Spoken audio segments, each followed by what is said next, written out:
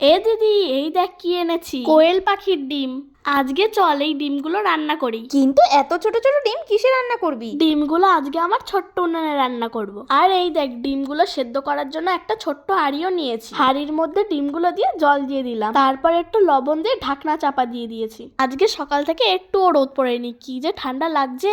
এইদিকে কিন্তু আমার ডিমগুলো সেদ্ধ হয়ে গেছে। তোমরা কি আগে কোনোদিন এই কোয়েল পাখির ডিম খেয়েছো? আমি তো কোনোদিন খাইনি, এই প্রথমবার খাবো। ডিমগুলো সব সেদ্ধ করা হয়ে গেছে, এবার এই খোসাগুলো ছাড়িয়ে নেব। খোসা ছাড়ানোর পর তো ডিমগুলো সব ভাজতে হবে। আর ডিম ভাজতে গিয়ে দেখো কি হয়েছে, কড়াইটা বেশি গরম হয়ে গেছে বলে কড়াইতেই আগুন ধরে গেছে। সামান্য একটু নুন আর হলুদ দিয়ে ডিমগুলো ভেজে নিয়েছি। তোমাদের তো বলাই হয়নি, এটা কিন্তু ডিমের তরকারি রান্না হচ্ছে। তরকারির জন্য এইদিকে আমি একটু পেঁয়াজ কেটে নিয়েছি আর একটু আদা রসুন বাটা করেছিলাম। কড়াইয়ের মধ্যে প্রথমে একটু তেল দিয়ে তার মধ্যে কুচিয়ে রাখা পেঁয়াজ আর আদা রসুন বাটা দিয়ে দিয়েছি। এরপর এক এক করে সব গুঁড়ো মশলা দিয়ে দিলাম আর অল্প একটু জল দিয়েছিলাম। মশলাটা এবার ভালো করে কষিয়ে নেব। মশলা কষানো হয়ে গেলে ভেজে রাখা ডিমগুলো দিয়ে দেবো। ডিমটা দিয়ে আবার একটু কষিয়ে পরিমাণ মতন জল দিয়ে দেবো। এই দেখো, তরকারিটা কিন্তু আমাদের হয়েই গেছে, এবার শুধু নামিয়ে নিলেই হবে। এই দেখো, আমাদের কোয়েল পাখির ডিমের ঝোল একদম রেডি। এবার শুধু গরম গরম ভাত হলেই হবে। আমি তো আগে কোনোদিন খাইনি, কিন্তু আমার আজকে খেতে দারুণ লেগেছে। রেসিপিটা তোমাদের কেমন লাগলো জানিও কিন্তু।